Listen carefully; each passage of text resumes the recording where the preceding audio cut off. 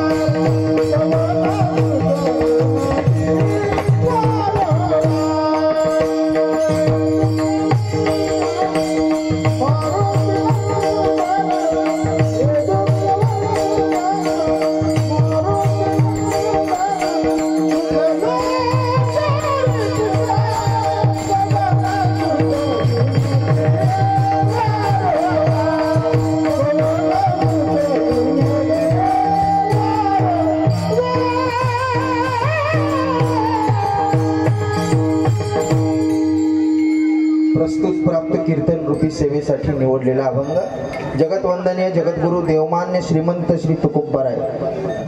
जरा सर्वांगाचं कान करून जरासं कीर्तन ऐका. जास्त वेळ बोलायचं नाहीये, पण जे सांगायचंय ते चांगलं सांगेल तुम्हाला. जरा लक्ष देऊन ऐका. थोडसे ते यंत्र जे आहे आपलं मोबाईल, त्याला जरा फ्लाईट मोड वरती टाका, सायलेंट करा, कारण ती मृत माणसातनं उठवतंय. म्हणून आधीच जरासं जास्त वेळ नाही सांगणार, पण चांगलं सांगणार आहे. जरासं लक्ष देऊन ऐका. अभंग जगद्गुरु तुकोबारायांचा, ज्या निमित्तानं आज आपण या ठिकाणी सर्व ग्रामस्थ या पंचक्रोशीतील भागातील सर्व लोक आज या ठिकाणी एकत्र आले. निमित्त सद्गुरु नारायण बाबांची पुण्यतिथी आणि त्या पुण्यतिथीमध्ये चालू असणारा हा अखंड हरिनाम सप्ताह. आणि आज काल्यापर्यंत येऊन पोहोचलो. भागाभागातून या कार्यक्रमासाठी लोक उपस्थित राहतात. बाबांच्या प्रेमामुळं बाबांचा या परिसराला फार मोठा आशीर्वाद लाभलेला आहे. बरोबर आहे ना बाबा? आज निमटेक वरून, तालुका उमरी, गाव निमटेक, नामानंद बाबांच्या पुण्यतिथीसाठी तुमच्या माहिती करता सांगतो मेंढकेकरांना, कुलप लावून लोक सगळे पंढरपूरला असतात. घराघरातून माणूस असतो, घराघरातून. कोणी या म्हणत नाही, कोण पत्र पाठवत नाही, कोण फोन करत नाही, काय नाही. हे प्रेम आहे संतांवर असलेले. हे काय प्रेम आहे महाराज, हृदयात असलेलं. आज निमटे करूनही माझे माता पिता या ठिकाणी हजर आहेत. सर्वांना धन्यवाद. पंचक्रोशीतील सर्व माता पिता बंधू भगिनी सर्वांना धन्यवाद देऊन कीर्तन अभंगाकडे आपण वळू. अभंग जगद्गुरु तुकोबारायांचा निमित्त आहे पुण्यतिथी आणि काल्यापर्यंत येऊन पोहोचलो. बरोबर आहे ना? नाही 7 दिवस हजर राहता आलं कार्यक्रमात, गावाला, प्रभात फेरीला, काकड्याला, हरिपाठाला, पारायणाला. नाही जमलं कथेला, तर माणूस काय म्हणतो, नाही आपल्याला 7 दिवस जमलं, निदान काल्याला तरी आपण जाऊ. काला म्हणजे पगाराचा दिवस आहे, लक्षात घ्या. काय पगाराचा दिवस? कोणता असा माणूस आहे मला सांगा की आठवडाभर काम करील आणि पगाराच्या दिवशी गैरहजर राहील? नाही. भले आठवड्याला नाही जमलं तर पगाराच्या दिवशी तर हजर असतो तो. तसं आज सर्व या ठिकाणी काल्याला उपस्थित आहेत. काल जरासं पावसानं तारंबळ केली, तरी सुद्धा बाहेर गावची सुद्धा लोक या ठिकाणी अशा पावसामध्ये हजर राहिले महाराज. असो, जशी सेवा आहे तशी त्यांच्या पायावरती आपण समर्पित करणारच आहोत. अभंग जगद्गुरु तुकोबारायांचा अभंगातून आजच्या अभंगात दुसरं काही सांगायचं नसतं. बाकीच्या गोष्टी काही बोलायचं झालं तर इतर कीर्तनात चालतं, पण आजचं कीर्तन म्हणजे वेगळं कीर्तन आहे. भक्ती ज्ञान विरहित काहीतरी सांगायचं, म्हणजे बाकीचं काही नाही सांगायचं. राजकारण सांगायचं नाही कीर्तनामध्ये. आपण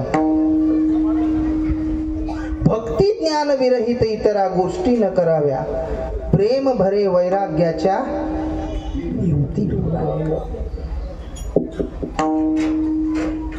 अशी कीर्तनाची मर्यादा आहे. पण काला म्हटलं की विशेषत्वानं चरित्र ते उच्चार केले देवे गोकुळामध्ये. भगवान परमात्म्यानं जे चरित्र केलं त्याचाच उच्चारण आजच्या कीर्तनात करायचं आपल्याला, बाकी काय नाही. उच्चारण केल्याशिवाय त्याला कालाच म्हटलं नाही. विठ्ठल विठ्ठल.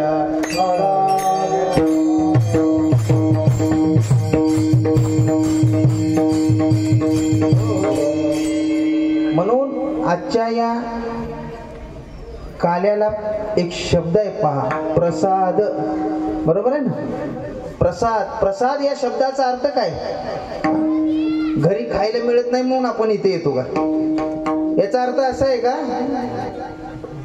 त्यात आहे तरी काय मला सांगा? दही, लाया, साखर, फुटाणे, अजून काय असेल ते असेल. याच्याशिवाय दुसरं काय आहे का?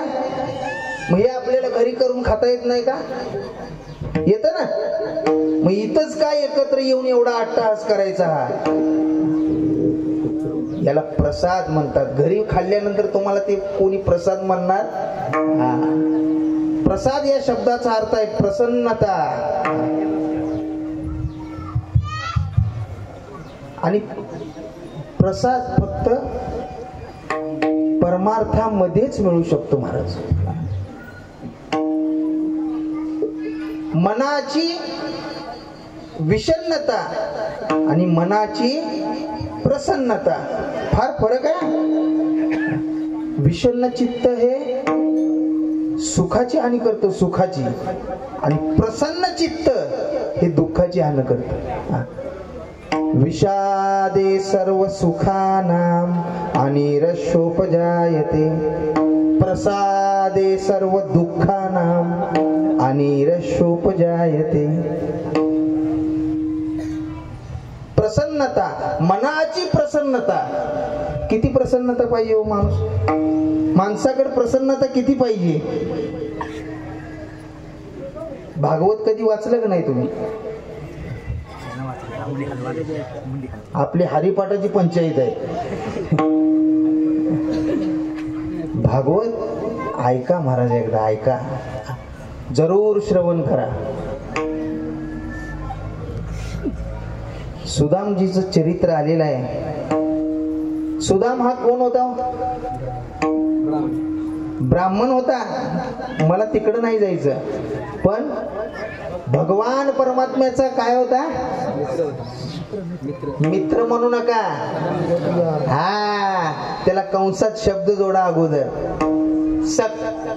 सखा मित्र म्हणा किंवा लंगोटिया यार म्हणा, काही म्हणा, त्याच्याशिवाय पान हलत नव्हतं सुदाम्याशिवाय. इतकं प्रेम. बाल सखा.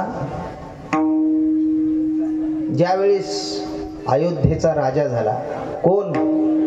बोलत जाऊ जरा, आहे आपल्याला जेवायला केलेलं आहे, कशाला काळजी करता तुम्ही? मी अजून सकाळी चहावरच आहे बरं का. नुसतं आवाजात कुठं काही कमी वाटतंय का तुम्हाला? तुम्ही जरा बोलत जा माझ्या बरोबर. अयोध्येचा राजा झाला कोण?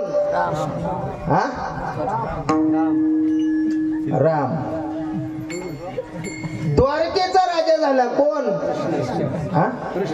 कृष्ण. मग द्वारकेचा ज्या वेळेस राजा झाल्यानंतर थोडे दिवस गेले. सुदामजीची जी परिस्थिती होती, काय वर्णन करण्यासारखी परिस्थिती नाहीये महाराज. भागवत नीट वाचा तुम्ही. पाहत असताना, एक एक शब्द वाचत असताना डोळ्याला अश्रू येतात. पण तितकं मन लावून वाचलं तर तुम्ही सुदाम काय त्याच्यात कळेल तुम्हाला. थोडस बंद करता आलं तर बघा की जरा. जेवायच्या अगोदरच पोट भरायला लागले.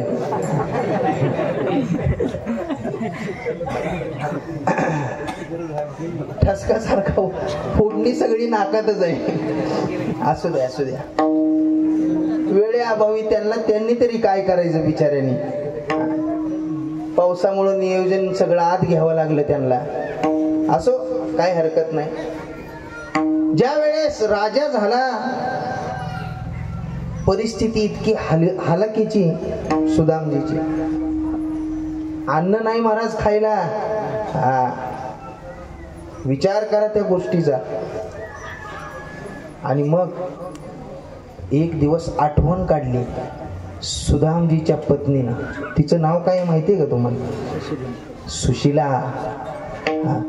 तिनं सहज आठवण काढली की का होतोय द्वारकेचा राजा जो आहे तो तुमचा मित्र आहे ना?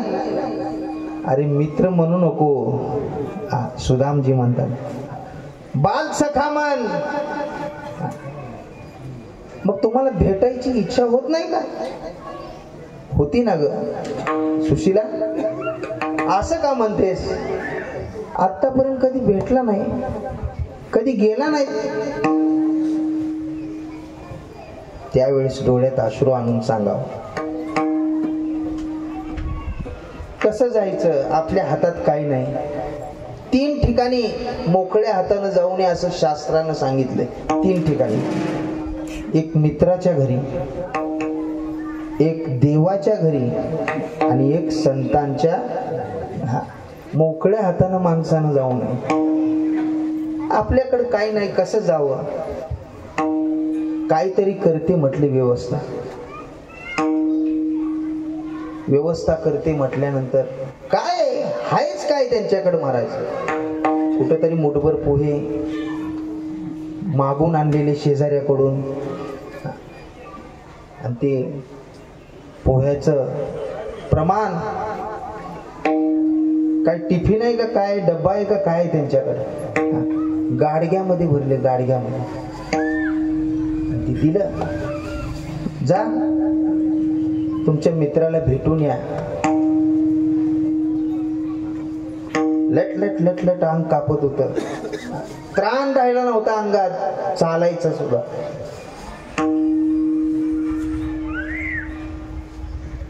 बायको जेवली नाही, पोरं जेवली नाही. ही सुदामजीला माहिती होती. किती संस्कारित पोरं होते पहा, ब्राह्मण संस्कारित पोरं होते ते. पोरांना हे कळत होतं आपले आई बाबा जेवले नाहीत, आपण तोंडात घास कसा घालायचा. पोरही उपाशी होते महाराज. सुशीलाला सांगितलं माझी काळजी करू नको, माझा मित्र मला बघून घेईल, तू अजिबात माझी काळजी करू नको. पोरांना सांभाळ, लेकरांकडे लक्ष दे. हुंदका दाटून आला महाराज. निरोप घेतला, निघाले. मजल दर मजल करत करत करत द्वारकेला येऊन पोहोचले. तिथं आल्यानंतर ती द्वारकेचा महाल पाहिला, ऐश्वर्य पाहिलं भगवान परमात्म्याचं. आणि ज्या वेळेस त्या महालाच्या जवळ येत येत मोठ्या प्रवेशद्वारापाशी आले, तिथं मात्र थांबवलं सगळे. जे रक्षपाल होते, द्वारपाल होते, त्यांनी अडवलं, किधर जा रहा है? सांगितलं म्हणजे तुमचा जो राजा आहे आज सिंहासनावर आरूढ झालेला, तो माझा बालमित्र आहे. लागले सगळे हसायला. काय बोलायला लागलास? आमचा राजा कुठं, तू कुठं, तुझा अवतार काय, जरा तरी कुठं ताळमेळ आहे का? त्यावेळी सांगावं. त्यांच्याकडे हसत हसत सुदामजीनं बोलावं. एखाद्यानं रागानं बोलल्यानंतर आपल्यालाही राग येईल महाराज, पण सुदामजीनं हसत हसत सांगितलं, मेरा जो काना है वो फटे कपड़े नहीं देखता, उसका भाव देखता है, भाव. जाओ, ज्यादा बोलने की जरूरत नहीं है. भगवान को इतना बोलो कि तेरा बाल मित्र सुदाम आया है. आले द्वारपाल, पण तिथं आल्यानंतर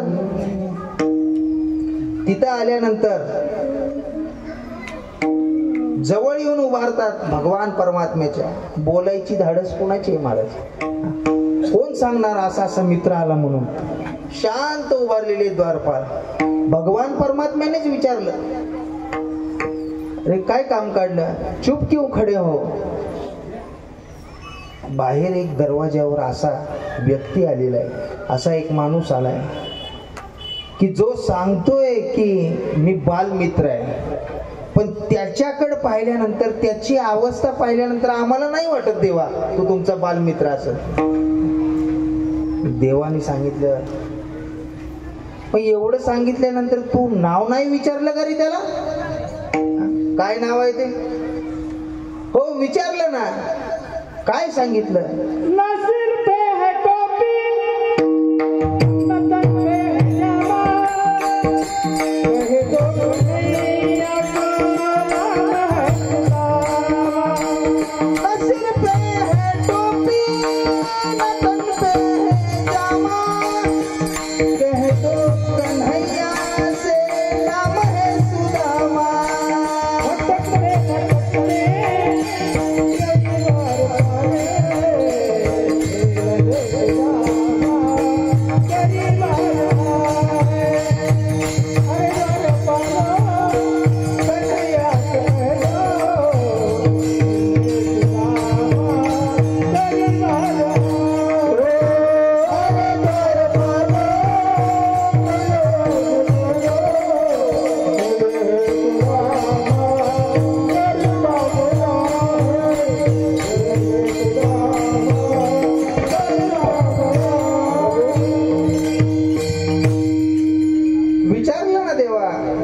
सांगितलं त्यांनी सांगितलं बालमित्र आहे, जास्त सांगायची गरज नाही, एवढंच सांगा त्याचा मित्र सुदाम आला. सुदाम शब्द ऐकल्यानंतर महाराज पायात चपला घालायच्या लक्षात राहिलं नाही देवाला. उठे शाम दौडे नंगे ही पैरो, धावत धावत पळत उचलून घेतलं, उचलून महाराज. कुणाला? सुदाम्याला. खांद्यावर भगवान परमात्म्याला महाराज खांद्यावर उचलून घ्यावं. खांद्यावर आरूढ केल्यानंतर दरबारामध्ये सामान्य लोक बसले होते का आपल्यासारखे? दरबारामध्ये इंद्र चंद्र महेंद्र असा दरबार बसला. सगळे पाहत आहेत हे काय चाललंय देवाचं. कोण आहे तो माणूस? भगवान परमात्म्याने आपल्या खांद्यावर. बाकीचे शासनकीत होते त्या बाबतीत, पण ते प्रेम फक्त देवाला आणि सुदाम्यालाच माहिती होते. काय प्रेम आहे. आणलं महाराज दरबारात. लाजला देव. कोण कोण सुदामा, आपण कुठल्या स्थानावर विराजमान आहोत विचार नाही केला महाराज देवानं. तो प्रेमाचा भुकेला आहे, थोर प्रेमाचा.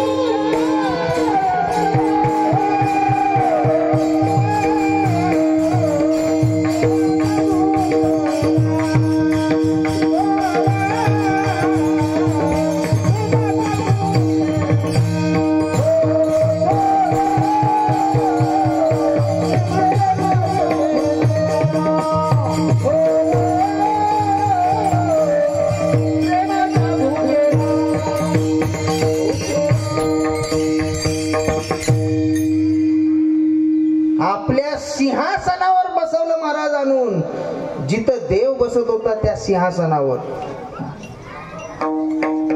काय प्रेम आहे.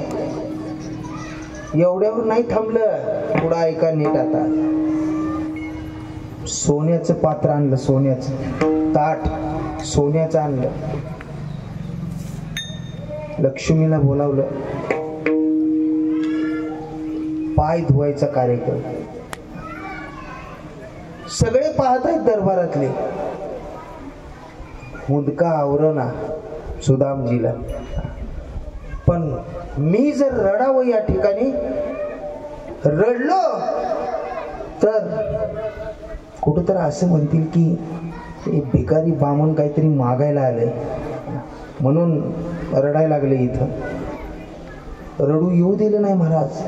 ताकद लावून हुंदका दाबला, डोळ्यात पाणी येऊ दिलं नाही. आणि पाय धुवत असताना लक्ष्मीला ज्यावेळेस बोलावलं, पाणी घालताना भगवान परमात्मा हातानं सेवा करायला लागला. मग मात्र रडू आवरलं नाही. मग अश्रू थांबले नाहीत. आणि मग देवाला म्हणावं, भगवान कान्हा, अरे मैं इस लायक नहीं हूं, माझी लायकी नाही आहे ही की तू माझी सेवा करावी. त्यावेळेस भगवान परमात्म्यानं उत्तर दिलं, सुदाम तू किस लायक है ये पूरी दुनिया में तेरा कान्हा ही जानता है और कोई नहीं. काय प्रेम आहे. पाणी घालायला लागले. भगवान परमात्मा, लक्ष्मी माता पाय घासत आहे. पात्रातलं त्या लोट्यातलं पाणी संपलं महाराज. पाणी घालत असताना पाणी संपलं तर भगवान परमात्मा नैनन के जल से पग धोए, आपल्या डोळ्यातल्या अश्रूनं भगवान परमात्म्यानं पाय धुतले. हे प्रेम सोपं नाहीये हे. आणि मग सगळं झाल्यानंतर दरबारामध्ये बसल्यानंतर मोठ्यानं विचारावं. आता इथं गंमत आहे, मला जे सांगायचं ना ह्याच्याकरता सांगितलं मी. बसल्यानंतर मग सांगितलं, कैसे हो सुदामा. आता विचारायचं काही कारण आहे का, हा शब्द नीट आहे का, कसा आहेस, काय चाललंय. देवाला कळत नाही का याची परिस्थिती काय आहे ती. शब्द कसा आहे पहा, कैसे हो सुदामा म्हटल्यानंतर जर त्या सुदाम्याच्या ठिकाणी आपण असलो असतो तर काय सांगितलं असतं. खरं सांगा बरं, प्रामाणिकपणानं सांगायचं. तुम्ही काय मी काय सगळेच. काय सांगू देवा, परिस्थिती फार बिकट आहे रे. बघ काय करता आलं तर. तू तर राजवाड्यात बसलास बाबा, निदान 2-4 एकर तरी मला. बरोबर आहे का नाही लेंडेवाड साहेब. काहीतरी परिस्थिती बाबा व्यवस्थित माझी कर. मला हे उत्तर सांगायचं आहे. मी प्रसन्नतेकरता बोलत होतो. प्रसाद कशाला म्हणतात, प्रसन्नता कशाला म्हणतात. कैसे हो सुदामा हा शब्द म्हटल्यानंतर सुदामजीनं इतकं छान उत्तर दिलं. हे उत्तर आयुष्यभर लक्षात ठेवा तुम्ही. ती तुमच्या कधी पण तुम्हाला उपयोगाला येणारं उत्तर आहे. कैसे हो सुदामा म्हटल्यानंतर सुदामजीचं उत्तर आहे. नीट ऐका आता. सच कहू काना, खरं सांगू का म्हटले देवा. सच कहू काना, इस वक्त पूरी दुनिया में तेरा सुदाम जैसा दूसरा कोई सुखी नहीं है. सुखी है तू तेरा सुदाम आहे. काय उत्तर आहे मला सांगा. सोपं नाही. आणि मग काय दिलं नाही त्याच्या पुढे सांगा बरं तुम्ही. मुष्टीभर पोह्यासाठी सुदामा ब्राह्मण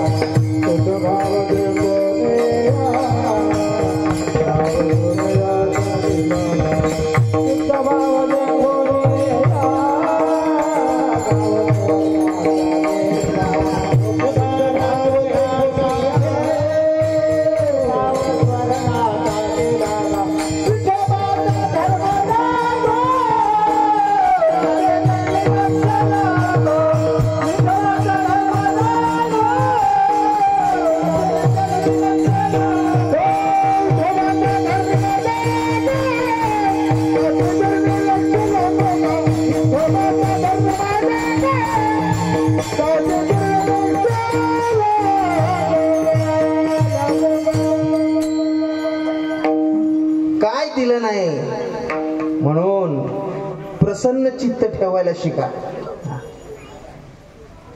लोक एवढे करता नाराज होतात आज देवावर, एवढे करता. काय करायचंय? लेकरू दिलं नाही मला, कशाला यात्रेला जायचंय, कशाला त्याच्या पाया पडायचंय? देवावर नाराज.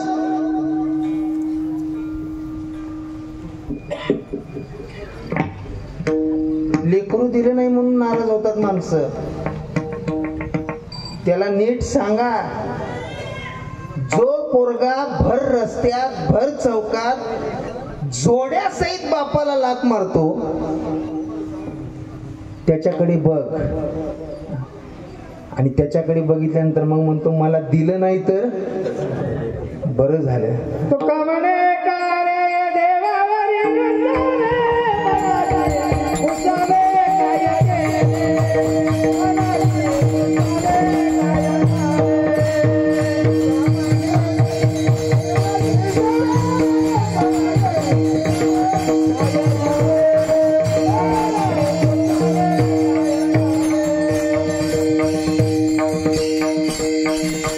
म्हणे का रे देवावरी रुसावे, मनाशी रुसावे काय केले. आपल्या मनाला विचारा ना काय केले ते. देवावर नाराज होऊ नका. आचरणाकडे जर पाहायचं झालं तर प्रभू रामचंद्राचं जीवन. आचरण आणि उच्चारण फरक आहे बरं का.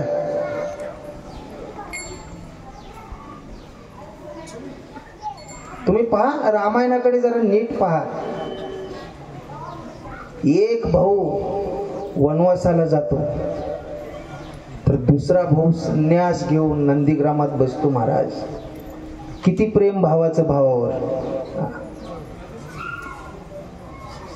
एका भाऊसाठी दुसरा भाऊ पण आपल्या वनवास स्वीकारतो. पत्नीनं सांगावं, एक घास खाऊन जा माझ्या हातचा, एक घास खाऊन जा. त्यानं सांगितलं, खातो पण दादाची हाक येईच्या आत. हाक आल्यानंतर 1 मिनिट थांबणार नाही. सगळा स्वयंपाक झाला महाराज. ताट तयार केलं, ताट वाढून देणार, घास उचलला खाऊ घालण्यासाठी. हाक आली, लक्ष्मणा मी निघालो. उचललेला घास खाली ठेवलाय महाराज. निघालो म्हटलं. एक घास खाऊन जा. उर्मिला म्हणते पत्नी, एक घास. कुठपर्यंत? उमऱ्यापर्यंत येते. बाईची मर्यादा तिथपर्यंत आली. थांबली महाराज तिथे. 14 वर्ष वाट पाहिली. 14 वर्ष पतीची. 14 वर्ष सोपं आहे का?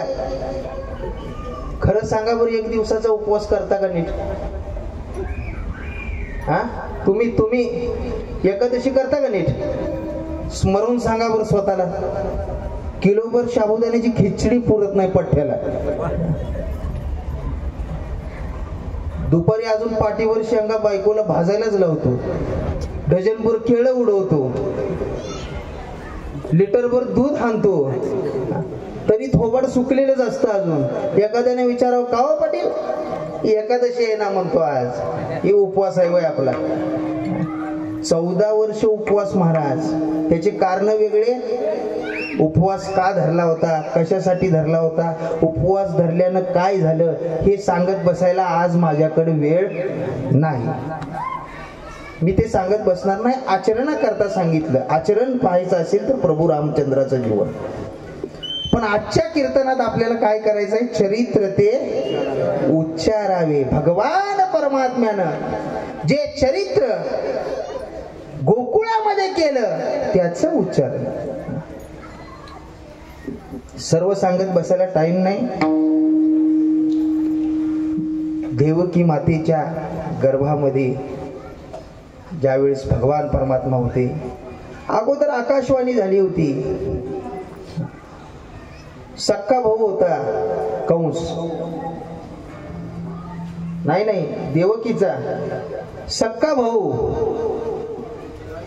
अफाट प्रेम करत होता महाराज देवकीवर. खूप आपल्या बहिणीवर प्रेम करायचा. पण ज्या वेळेस आकाश आकाशवाणी झाली, देवकीच्या गर्भा येईल भगवान, रक्षील ब्राह्मण गाई भक्त. कंसाला कळलं, तलवार काढली महाराज, मारायला धावला. वसुदेवानं हात धरला, सगळे लेकरं देऊन टाकतो पण स्त्री पातक, स्त्री हत्या करू नको, फार मोठं पातक आहे. ऐकलं कंसानं, सगळे बालक मारली महाराज. मग हा गर्भ, 7वा गर्भ ट्रान्सफर केला. योग माया होती ती, 8वा भगवान परमात्म्याचा अवतार. तिकडं नेऊन सोडलं, तिकडं जन्माला आलेली मुलगी आणली. सगळं म्हणजे माया टाकली होती. आल्या आल्या पुरीनं बोंब ठोकली. जेलमध्ये परत आल्या आल्या सावधच होते महाराज सगळे. लगेच जाऊन सांगितलं कंसाला. आला पळत, पाहिलं तर मुलगी. अरे असं कसं झालं? 8वा काय सांगितला होता? मुलगा सांगितला होता आणि तो तुझा वध करील अशी आकाशवाणी होती. ही मुलगी कशी काय झाली? पण यांना काय माहिती होतं काय झालंय ती? मुलगी जरी असली तरी हिला कशाला जीवन ठेवायची? तिलाही मारू म्हटले. गर गर गर गर गर फिरून दगडावर आपटणार हातातून निसटली, आकाश मार्गाने निघून गेली. पण जाता जाता सांगून गेली, तुझा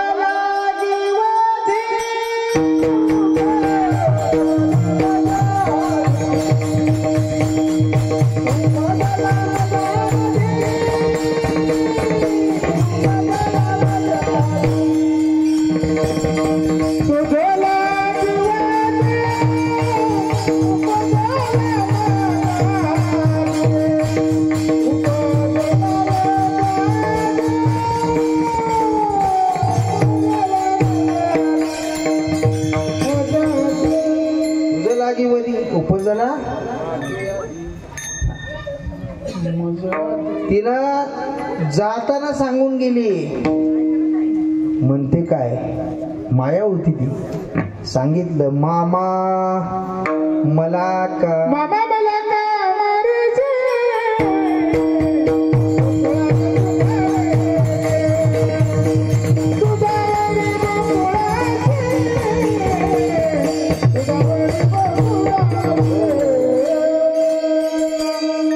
नात्यानं कोण होता? मामा होता. मला काय मारतोस? रस्ता बाया माणसाशी काय राजकारण करतो रे? तुला मारणारा तिकडं गोकुळात वाढतोय, त्याला मार मग तुला कळेल. असं सांगून गेल्यावर ह्याला झोप लागल का?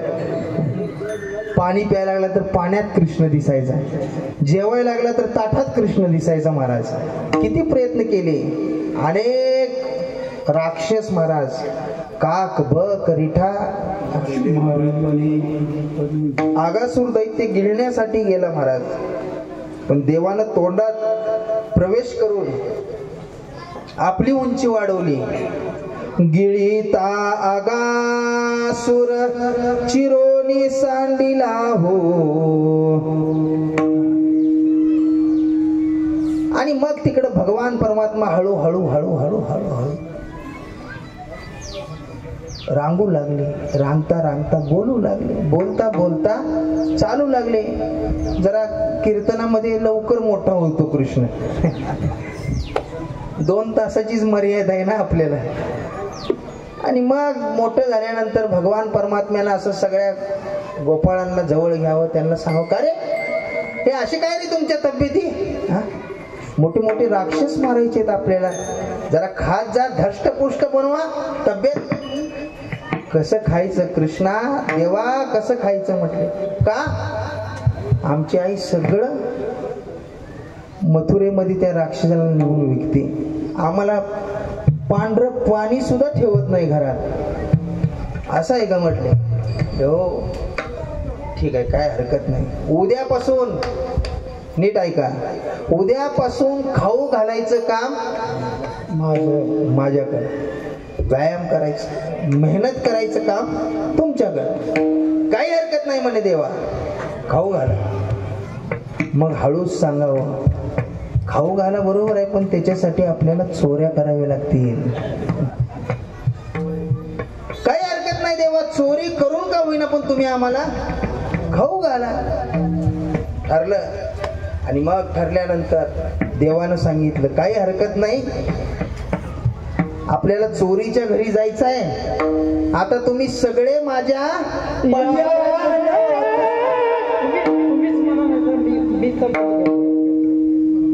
एक तरी काहीतरी करूया, म्हणजे वेळ बसायला पाहिजे कुठंतरी कीर्तनाचं. नाही तर मग म्हणणार राहू दे, महाराजांचं कीर्तन राहू दे, आपण म्हणतच बसू. याला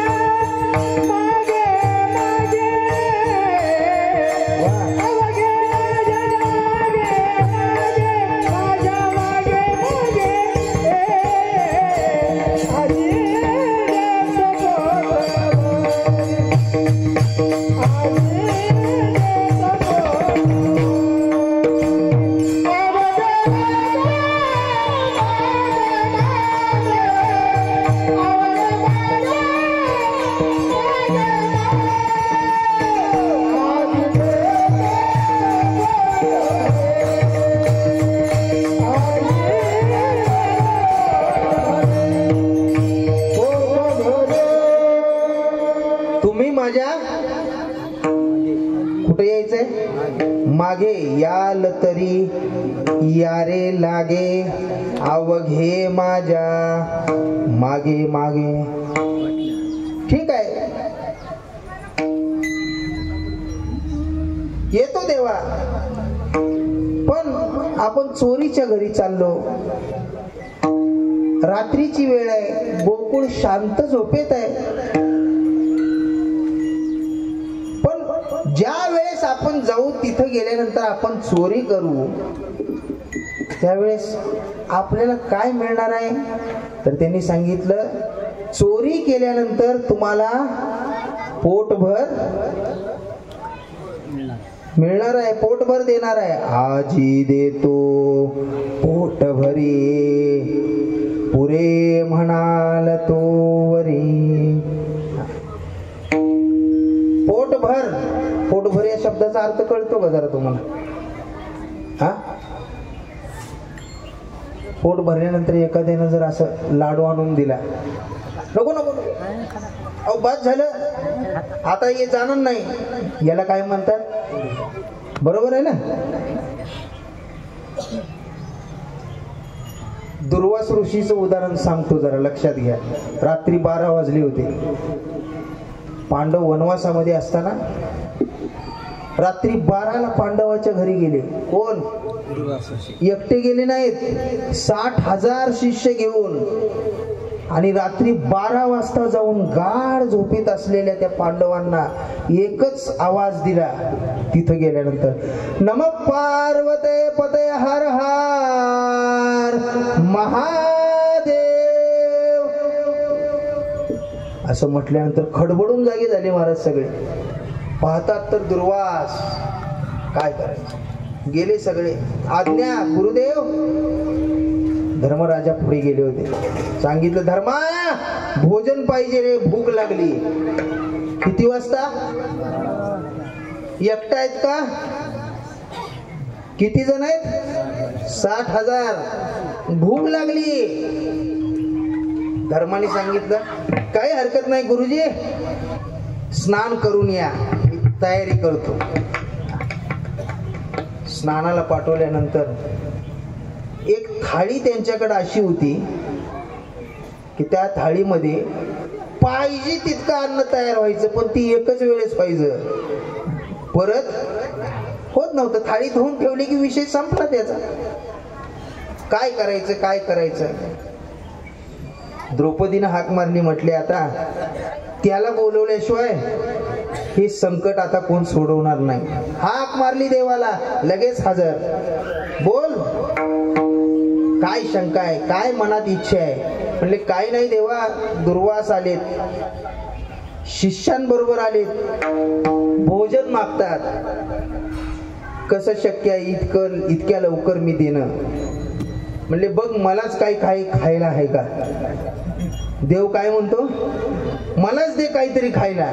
म्हणले शाबास, याच्याकरताच तुला बोलवलं, तूच मग खायला. अगं बघ काहीतरी असल. त्या थाळीला पान चिटकलं होतं एक. बघा, एक पान धुता धुता असं खालच्या बाजूला पान चिटकलेलं होतं. पाहिलं नीट, ते पान घेतलं देवानं आणि ते भक्षण केलं, ते खाल्लं. त्याचा नियम असा आहे, घेसी तेव्हा देसी, ऐसा अससी. आणि मग सांगितलं, मायावी मंडप तयार केला महाराज. चांदीच्या ताटात जेवण सगळ्या शिष्यांसमोर, सगळ्यांनाच. चांदीच्या ताटाला शोभल अशीच पदार्थ होते ना, श्रीखंड, बासुंदी, गुलाबजामन. तुम्हाला जे मनात येईल ते, पाची पक्वान्न सगळीकडे असं. आणि आले जेवायला बसले, असं वर्णन आहे. इतकं जेवले म्हणतात, इतकं जेवले म्हणतात. शिष्य शिष्याला म्हणत आहे, काय धर्मा घरचे गोड अन्न, कैची आमची पोटे लहान. बरोबर आहे ना. हे तोंड इथं द्यायला नाही पाहिजे होतं, म्हटले ब्रह्मदेवान. इथं पाहिजे होतं, अजून जरा लाडू भरले असते. जरी माथा असं ते तोंड, तरी अन्न भक्षितो उदंड. इतके जेवले महाराज, इतके जेवले. मी कशा करता सांगतो, पोटभर कशाला म्हणते. इतके जेवले, ताटातला पदार्थ असं म्हणतात की त्या ऋषींना दिसत नव्हता, इतकं जेवले होते. ताटातला पदार्थ दिसत नव्हता. समोरचं इकडच्याला सांगायचं, उजव्या बाजूला गुलाबजामुन शिल्लक आहे तुझ्या. यानं सांगायचं, तुमच्या डाव्या बाजूला जिलेबी आहे ना. याला काय म्हणायचं, पोट भरी.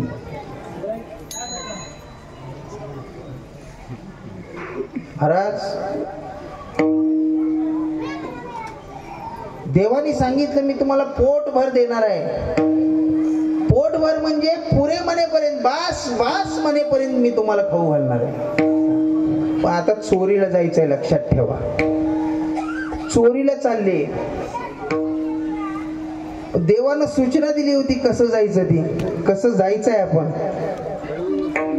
हळू हळू चला,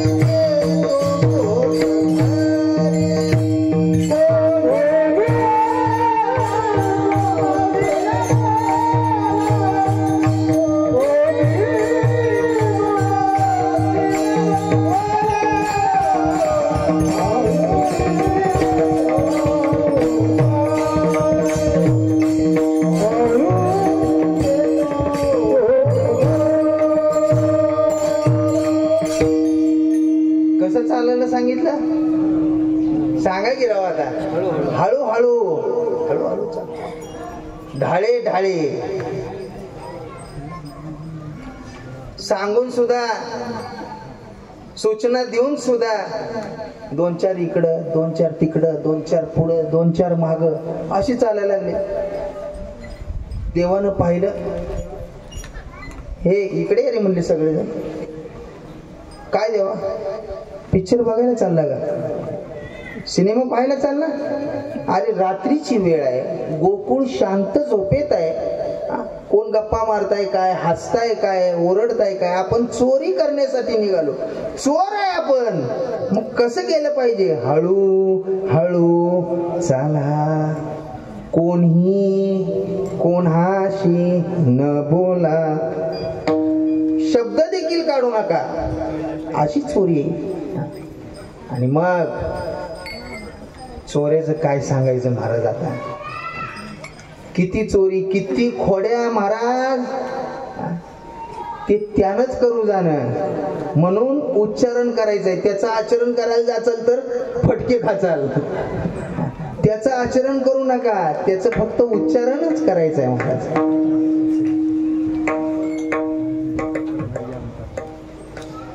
नाहीतर उच्चारण की तुम्ही आचरण जर केलं, एकच उदाहरण सांगतो जातो, त्याला किती बायका होते माहितीये का तुम्हाला? हा, 16,000 बोला की राव.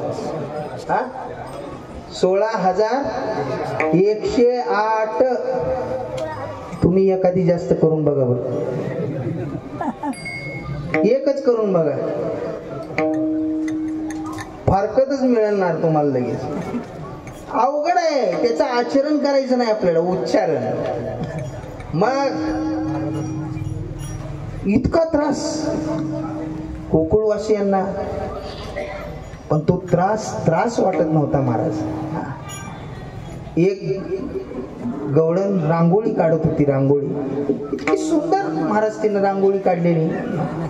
अष्टदळ काढिले अंगणी, सुंदर रांगोळी काढली होती बरं का.